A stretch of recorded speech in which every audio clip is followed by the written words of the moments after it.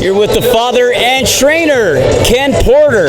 Now, Ken, your son, Sean Porter, says he's going to have an announcement tomorrow. I know you can't say who it is just yet, but how big is it? I think it's pretty big. Part of what's going on here right now is this big event and bringing all of the people together for this fight, and you want to be able to springboard from that. Yeah. So they're asking us to do it when they want it done on TV, in front of 4 million, 5 million people, whoever watching this big fight. So we got to hold off about another 24 hours or so. Now let's talk about that big fight. Yeah. Keith Thurman versus Danny Garcia. Now you and your son are familiar with Keith Thurman, a fight that could have gone either way. How do you see this fight playing out? I see Keith winning the fight. I see him winning a unanimous decision. I definitely see him hurting Danny at some point. I don't think it's a stoppage, but I think that he will have a decisive advantage where the power is concerned, decisive advantage with his movement, and I think that him going through that life and death battle with Sean has sharpened him up. Iron sharpens iron, and it's sharpened him up to the point where he's better prepared for this fight than Danny would be with the previous opponent that Danny had. Now, does Danny have the right boxing ability to pull off the upset? Yeah, absolutely. Danny has the ability to pull off the upset. I'm just leaning towards Keith in the fight, but it's a 50-50 fight. But I think there are some advantages with the movement on Keith's behalf, and also with the power. I know Sean and yourself are fight fans. I know you guys have attended many fights as fans, but are you guys here scouting the fight to see who you might take on as the winner?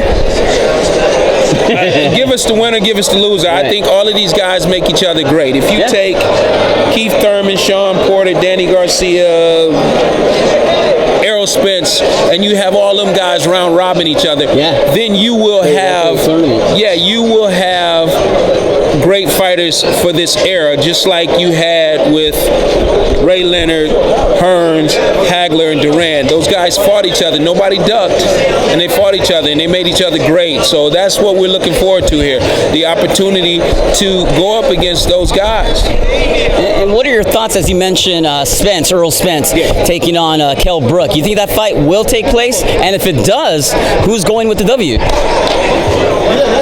I spoke with Errol today, and he told me it's definitely taking place. He said he's already signed his contract. Oh, man, that's a So him and I had been discussing this for a while, and I said, Errol, if you're going to England, I'm coming over with you. He said, let's go, coach. We've done traveling together in the amateurs. We've been to Russia together. We've been to Europe together. We've been to the World Championships in Azerbaijan.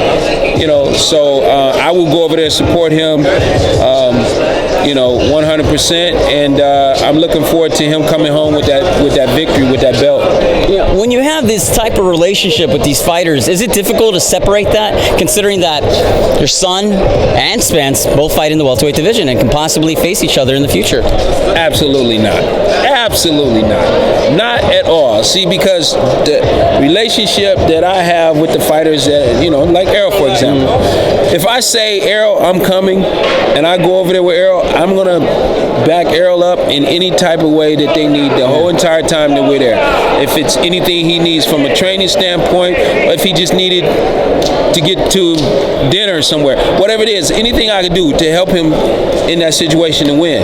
But when it comes time for these guys to negotiate a fight with each other, there's no more, friendship involved with that part of it. We're now in the business aspects of it. And Errol has always been business-minded. I remember him in the amateurs.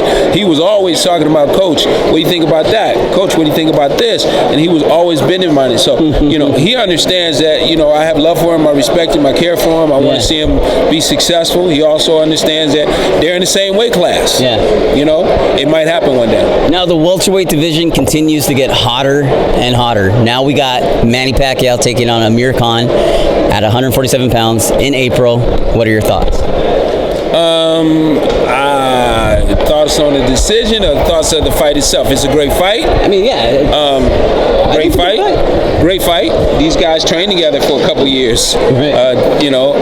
Not only is it a great fight, but it's a great fight for boxing.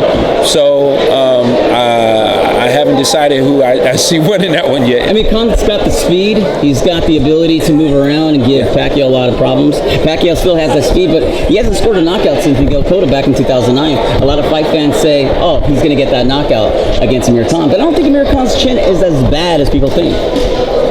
It may not be, but if it's not good, then Manny will expose it. Because Manny is super quick. I think he's still one of the quickest and fastest fighters out there. I don't know about the punching power ability anymore, but a lot of times that has to do with your mentality. If you're thinking speed, you may not be thinking power. It makes sense to you. I gotcha. And I've noticed that with Sean, like in his last fight, there were points in the fight where I thought maybe he was thinking too much on speed, where he should have been sitting down on power, and it happens, so we'll see what happens, but right now I think that I don't have a winner on that one yet. One of my final questions about your son, where does he get that competitive nature? And I think I'm talking to the man that provides that one characteristic. That's you. You know what?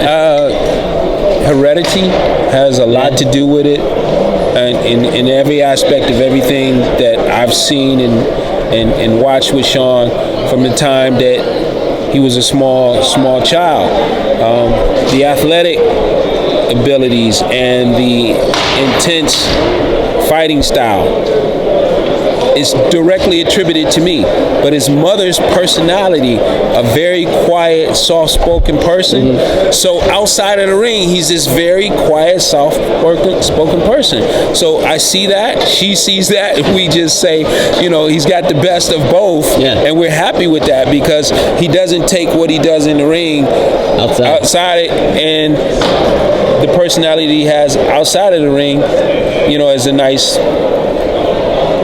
easygoing person, he leaves that and he turns into a beast when he gets in the ring. So it works out really well for him. I mean, there's no doubt it's a great combination. You got a guy who is a beast inside the ring, like you said, but has that really just easygoing. He's willing to sign autographs. He's willing to take photos. He's willing to do interviews. It's a great combination. Yeah, he's willing to spend time with kids and give back and do things that you look and you say to yourself, I wish my child would grow up to be like that. So he's a great role model, and I'm happy to be able to say that. He's a monster. I'm happy to be able to say that. Yeah. All right, Ken. Well, we look forward to your announcement tomorrow. I'm going to be there. Yeah. All right, thanks a lot. All right. Good to see you. You too.